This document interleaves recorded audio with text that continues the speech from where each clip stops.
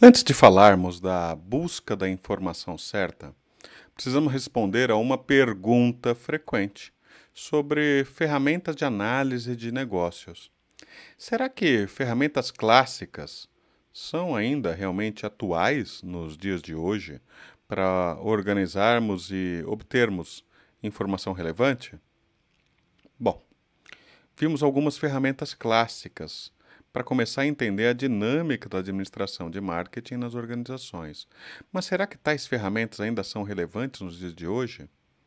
Inclusive, será que funcionam para modelos de negócios baseados em novas tecnologias, em novas mídias?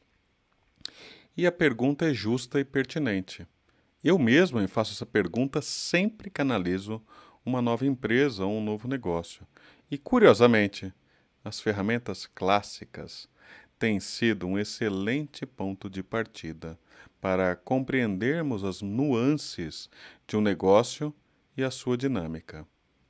Quando observamos uma empresa que começou como uma startup e evoluiu para um unicórnio como a Uber, para entendê-la é importante não nos deixarmos seduzir por modismos, como, por exemplo, o fato de ser um negócio online. É importante compreender os seus fundamentos. Por exemplo, quero realmente entender quem pode ser o meu cliente? Quem são os meus concorrentes? Eu quero olhar para os fatores internos e externos à empresa e entender como influenciam o meu business? Essas são algumas das questões essenciais de qualquer negócio. Será que estamos dispostos a respondê-las? Por isso, as ferramentas clássicas seguem atuais e relevantes. Entretanto, o desafio é a sua aplicação disciplinada e não apenas superficial, em meio a uma avalanche de dados e informações sobre quase tudo. Por isso, precisamos saber o que analisar e como conseguir informações valiosas para o nosso negócio. É fundamental realmente entender seu cliente, seus concorrentes e todo o contexto que é o ambiente que envolve a nossa empresa. E uma palavra-chave que vem à mente nesse contexto é informação. E para usar as ferramentas de marketing e negócios de forma eficaz, temos que ter uma boa quantidade de informação. Informação boa é fundamental, antes mesmo de uma análise SWOT, de Porter, dos 3 Cs ou de uma análise PEST. Ou seja, com que ferramenta for. Antes que você possa realmente fazer essas análises, você realmente tem que entender os detalhes que o cercam e por que isso é essencial. Porque nos dias de hoje estamos realmente carentes de bons insights e informações de qualidade, em detrimento de quantidade, e no que é útil, para gerarmos riqueza e valor para os nossos negócios e coletividade como um todo. É importante buscarmos informações de qualidade, ao invés do que é fácil de conseguir na internet. E para explorar isso, vamos a um estudo de caso real, do professor Darren Dow, da Escola de Negócios da Universidade da British Columbia, UBC, da Southern School of Business. As pesquisas de mercado podem assumir várias formas, como survey, focus group, que são grupos focais, entrevistas em profundidade, observação, análise de conteúdo ou testes de mercado. Estes são alguns dos tipos mais básicos de como obtemos informações sobre o consumidor. Afinal, não podemos realmente entender o mercado ou os concorrentes a menos que tenhamos essas boas informações. E foi justamente o que uma marca britânica queria quando decidiu entrar no mercado norte-americano de peças íntimas de luxo, ou como é popularmente conhecido, lingerie. Trata-se de um produto com características únicas e até divertidas de se pesquisar. E a equipe de pesquisadores do professor Darren Dow foi contratada para ajudar a empresa a obter tais informações, informações que pudessem ser valiosas para a marca europeia, que planejava abrir uma nova loja na América. A marca em questão é a Agent Provocateur. É uma marca relativamente jovem, fundada no final dos anos 1980 no Reino Unido. E eles fazem lingerie, o que é um produto de certa forma socialmente sensível. Ou seja, foi necessário pensar com muito cuidado, muito carinho sobre como seria possível as melhores e mais genuínas informações dos consumidores e obtê-las sem criar embaraços, sem criar constrangimentos nem euforia. Portanto, o desafio era como poderiam obter as melhores informações. Rapidamente, o grupo de pesquisa do professor Darwin percebeu que as pessoas estavam um pouco desconfortáveis para falar sobre um produto como lingerie por telefone. Então, a equipe decidiu uma abordagem diferente: tentar diminuir ou eliminar esse desconforto.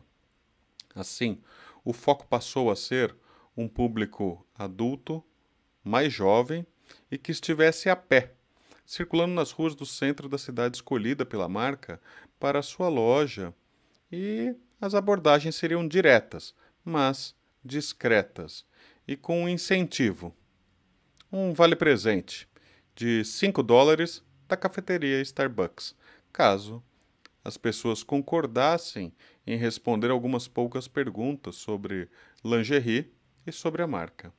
E sabem o que aconteceu? Essa abordagem acabou funcionando muitíssimo bem e quebrou o gelo entre os entrevistadores e os entrevistados. Ao final, a equipe conseguiu uma amostra de cerca de 500 entrevistas, com várias informações que puderam ser lapidadas e trabalhadas pela marca de roupas íntimas para gerar mais valor ao negócio.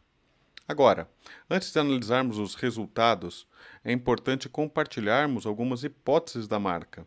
Ou seja, com base na experiência da empresa, haviam algumas ideias, alguns palpites de como o consumidor americano se comportaria em relação às lingeries da sua marca. E a empresa tinha muito orgulho da sua marca no Reino Unido.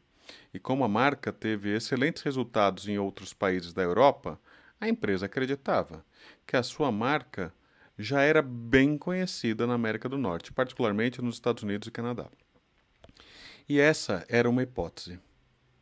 Numa segunda hipótese, eles pensavam que as pessoas ficariam muito entusiasmadas com a forma como fizeram o marketing e a promoção dos seus produtos em outros países, especificamente como eles se comunicavam com as pessoas.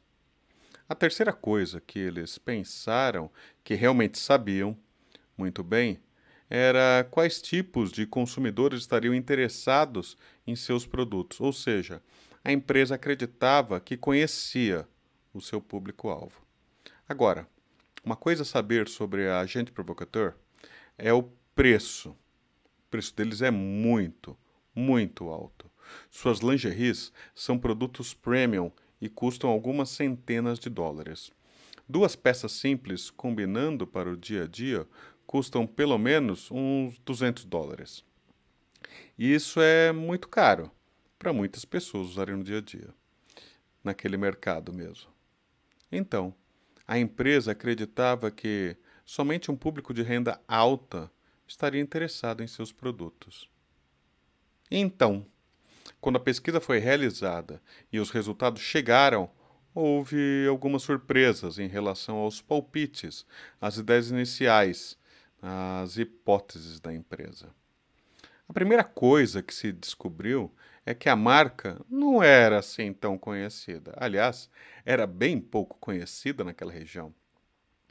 Muito poucas pessoas realmente sabiam quem a Agente Provocateur era.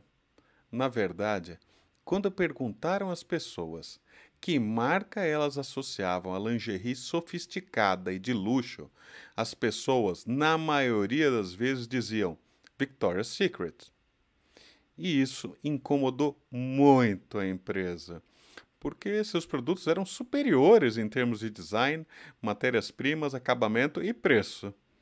A empresa sabia que seus produtos eram lingeries de luxo, e tal confusão do mercado exigia muitas ações de educação e reeducação para explicar e apresentar as diferenças de seu produto com as demais marcas de lingerie. A segunda coisa que a empresa achou bastante interessante foi que o tipo de promoção e marketing que eles faziam era considerado um pouco ousado para alguns dos consumidores norte-americanos, pois foram mostradas fotos de vitrines e peças de propaganda com displays que apresentavam manequins vestindo as lingeries da marca. E perguntaram se eles acharam que era apropriado ou inapropriado. E, como vocês podem imaginar, o resultado foi bimodal. Algumas pessoas disseram sim, eu adoro isso. E outras pessoas disseram não, isso não é apropriado aqui numa vitrine de rua. A terceira, e talvez a mais interessante, coisa que foi encontrada na pesquisa foi com relação ao seu público-alvo, que a empresa acreditava que conhecia e que eram os consumidores mais ricos, aqueles com renda familiar anual na casa de 6 dígitos. A empresa acreditava que esse seria seu segmento de atuação. Mas uma surpresa. Dessa vez, além desse segmento já conhecido, esse segmento conhecido de clientes dos estratos mais altos de renda da população, evidenciou-se um outro que a empresa desconhecia por completo. E, em termos quantitativos, não era nem um pouco desprezível. Eram pessoas que ganhavam bem menos por ano, equivalente à classe média baixa, mas que queriam e comprariam esse tipo de produto de luxo. Isso é o que os especialistas em comportamento do consumidor chamam de negociação. E a ideia de que, às vezes, com alguns consumidores, há certos produtos que você realmente deseja, mas não pode pagar naquele momento.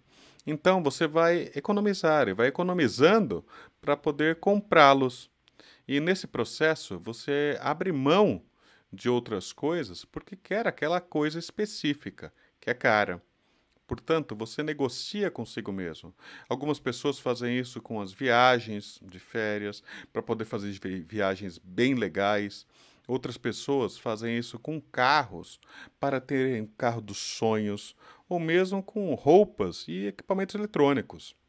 E talvez, se houvesse alguma promoção ou forma de pagamento mais suave em prestações, esses consumidores esporádicos poderiam se transformar em consumidores recorrentes. E isso seria incrível do ponto de vista da empresa.